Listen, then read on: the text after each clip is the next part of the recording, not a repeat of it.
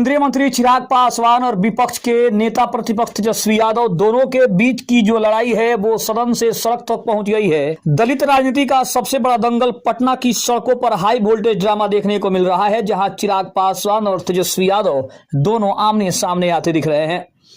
नमस्कार, मैं हूं संजीव और आप देख रहे हैं आप तक न्यूज। अगर आप हमारे चैनल पर नए हैं तो चैनल को जरूर सब्सक्राइब कर लें। बिहार विधानसभा में दिवंगत नेता रामविलास पासवान को हुई टिप्पणियों पर उस पर राजनीतिक घमासान मचता हुआ दिख रहा है।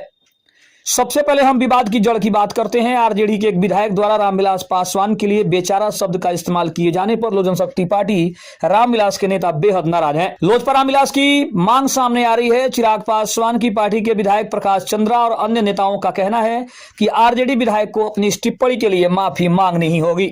उनका कहना है कि रामविलास पासवान जैसे कद के नेता के लिए ऐसे शब्दों का प्रयोग बेहद अपमानजनक है। आरजेडी के विधायक भाई वीरेंद्र ने माफी मांगने से साफ इनकार कर दिया है। उनका तर्क है कि आरजेडी ने हमेशा रामविलास पासवान का सम्मान किया है। उन्होंने याद दिलाया कि जब पासवान जी का एक भी विधायक नहीं था तब लालू प्रसाद यादव ने ही उन्हें राज्यसभा भेजना का काम किया था। सबसे बड़ा पलटवार है। भाई वीरेंद्र ने कहा है कि माफी एनडीए के लोगों को मांगनी चाहिए जो आरक्षण विरोधी हैं और जिन्होंने रामविलास पासवान की मूर्ति हटवाई या उनका सामान फेंकवाने का काम किया था। भारत रत्न की मांग भी बीच में आ रही है। विवाद के बीच आरजेडी की ओर से रामविलास पासवान को भारत रत्न देने की मांग भी उठाई जा रही है।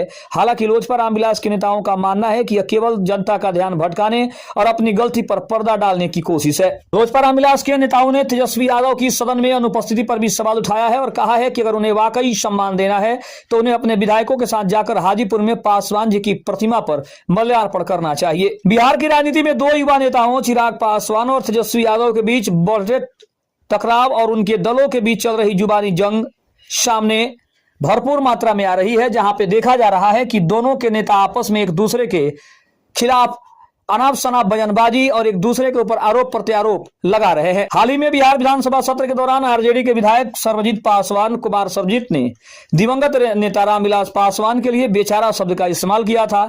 चिराग पासवान की पार्टी लोजपा रामविलास ने इसे अपने संस्थापक और बिहार के गौरव का अपमान समझा है। लोजपा रामविलास के विधायक प्रकाश चंद्रा और अन्य नेताओं का कहना है कि तेजस्वी यादव और उनके विधायकों को इस अमर्यादित टिप्पणी के लिए सार्वजनिक रूप से माफी मांगनी चाहिए। लोजपा रामविलास के नेताओं ने आरजेडी पर निशाना साधते हुए कहा कि वे गिरगिट की तरह रंग बदलते हैं। एक तरफ वे अपमानजनक शब्द बोलते हैं तो दूसरी तरफ ध्यान भटकाने के लिए रामविलास पासवान को भारत रत्न देने की मांग कर रहे हैं।